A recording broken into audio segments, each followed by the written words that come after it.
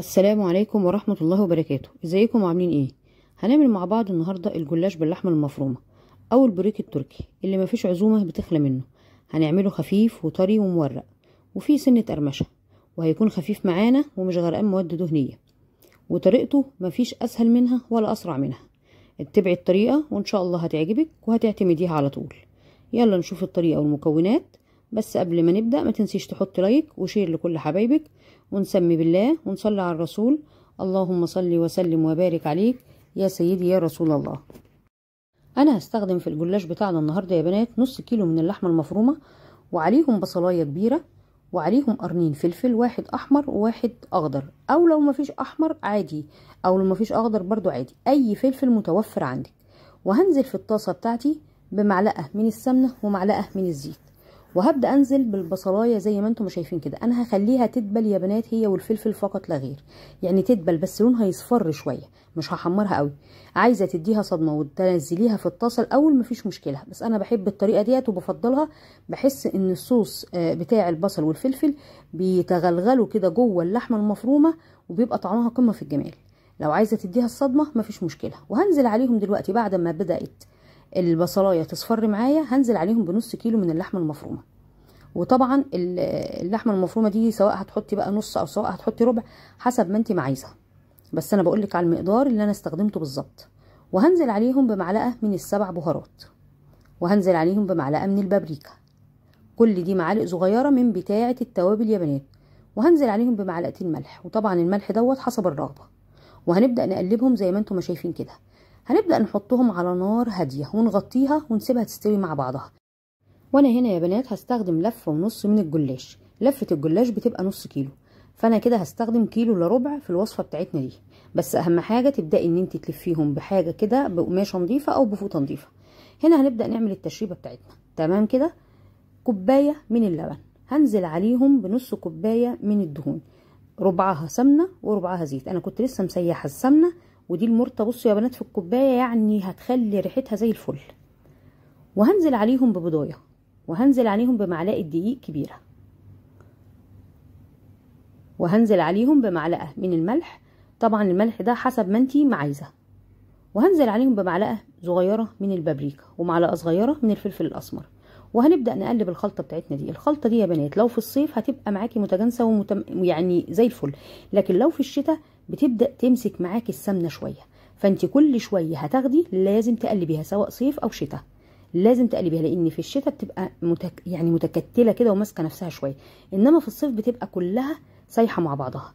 وهنبدا نحط اول ورقه من الجلاش، ونحط عليها التشريبه بتاعتنا زي ما انتم ما شايفين كده بالفرشه، وننزل عليها بالتشريبه للمره التانية. طبعا انت زي ما انت ما شايفه كده هتبداي تعملي بالفرشه واحده واحده علشان تفرشيها كلها، بحيث ان هي ما يبقاش فيها مكان فاضي.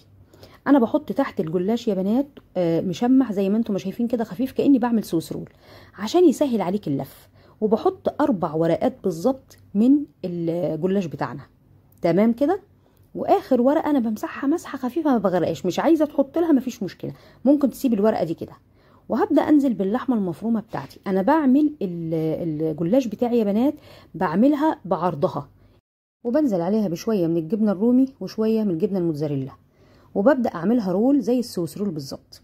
انت عايزه تعمليها بالطول بتاعها مفيش مشكله، بس لو هتعمليها بالطول ما تحطيش بقى 4 ورقات، حطي 3 ورقات، لان هتبقى اللفات بتاعتها تقيله جدا. من الافضل يا بنات ان انتوا تعملوها كده بالعرض زي ما انا عاملاها. بصي المشمع بتاعنا او الكيس اللي هو بتاع التلاجة اللي هتحطيه تحت منها هيكون كبير، هتخليكي تلفيها بكل سهوله زي ما انت ما شايفه كده، ومش هيبقى فيها اي صعوبه. عايزه تلفيها بايدك مفيش مشكله، بس ما تغرقيش بقى الورقه قوي، هتبداي ان انت تغرقيها بسيط كمان عن انا ما عملتها كده. وقبل ما نبدا نرص الجلاش بتاعنا يا بنات بتبقي مسحه الصينيه بتاعتك او الصاج بمسحه من الزبده علشان ما يلزقش معانا. انا لما بعمله بالعرض يا بنات بيديني عدد وحدات من الجلاش كتير، ولما باجي اقطعه زي ما انتم شايفين كده بعمل صوابعي كده، بكل 4 صوابع بعمل علامه وابدا اقص. انت عايزاها اكبر من كده براحتك، عايزاها اقل من كده براحتك، مفيش مشكله. يعني وعايزه تصغري اكتر من كده براحتك، بس انا شايفه ان هو كده مناسب. وهنبدا نقطعها زي ما انتم شايفين كده قبل ما تخش الفرن. في الوقت ده انت بتبقي مولعه الفرن عشان يسخن على اعلى درجه حراره، بتولعيه قبلها ب10 دقايق. تمام كده. يعني وانت بتلفي الجلاش في نص الجلاش وانت بتلفيه بتولعي الفرن، بيدخل الفرن على اعلى درجه حراره. اول يا بنات ما بيبدا يحمر من الجناب بتطفي عليه وبتولعي عليه الشوايه على الخفيف. ما بتولعيش الشوايه تبقى درجه الحراره بتاعتها بتبقى عاليه، لا، درجه الحراره بتاعتها بتبقى على الهادي شويه، خليها متوسطه عشان ما تلفحش الجلاش، عشان يبقى كله لون واحد ويبقى كله لون ذهبي. وبنزل بباقي التشريبه زي ما انتم ما شايفين كده عليها من على الوش. تقدري تعملي الجلاش دوت وتحطيه في التلاجة من بالليل، او تعمليه قبلها بساعتين او بثلاثه. يعني انت لو بتعملي عزومه او عندك عزومه، يعني عامله عزومه لاي حد وعايزه تعملي جلاش وتعملي اصناف كتير، ده واحد من الاصناف اللي بتعمليه من بالليل وتسيبيه في قلب التلاجة، بيبقى كل ما بيقعد كل ما بيزيد جماله وبيزيد حلاوه. بس اهم حاجه غطيه علشان ما يعرقش معاكي، يعني تخلي الغطا ملامس على الجلاش مش يبقى فوق. وبترش عليه شويه سمسم زي ما انت ما شايفه كده، او حبه البركه، او ان انت يبقى عندك مثلا جبنه موتزاريلا او جبنه رومي وتبداي ان انت ترشيه على الوش. اي حاجه عندك. لو ما عندكيش اي حاجه خالص سيبيه ساده زي ما هو، هيطلع زي الفل. التشريبه اللي احنا عاملينها كفيله ان هي تحمر وشه وتديله جمال فوق جماله، يعني هي مش محتاجه السمسم، دي خطوه اضافيه. وبتحطيه في الفرن كده زي ما انت ما شايفه. شايفين يا بنات؟ يعني اعزكم الله من النار يا رب. البقبقه من الجناب بدات تحمر معايا، هبدا بقى اطفي من تحت واولع عليه الشوايه من فوق. بصوا لون ذهبي وقمه في الجمال. تقدري بقى تغطيه زي ما انت ما شايفه كده علشان يرد من حراره الفرن والوش بتاعه يبقى طري. مش عايزه تخليه وشه طري ووشه مقرمش، خلاص ما تغطوش وسيبيه زي ما هو كده. بصوا يا بنات، تحفه التحفه، بسم الله ما شاء الله، مورق وخفيف وطري، والحشوه من جوه مش عايزه اقول لكم طريه وجوسي قد ايه.